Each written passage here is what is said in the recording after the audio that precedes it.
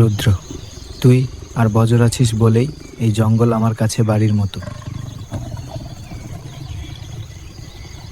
চুয়ান সর্বনাশ হয়েছে। রাজা সিংহা নদীর জল আটকে দিয়েছে, সে কাউকে জল খেতে দিচ্ছে না। শান্ত হ চতুর।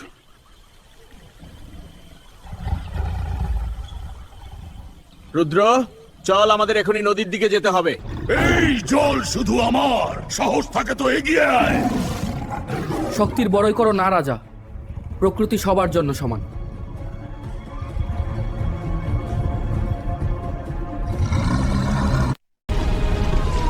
আমার সন্তান, কেউ বাঁচাও ওকে!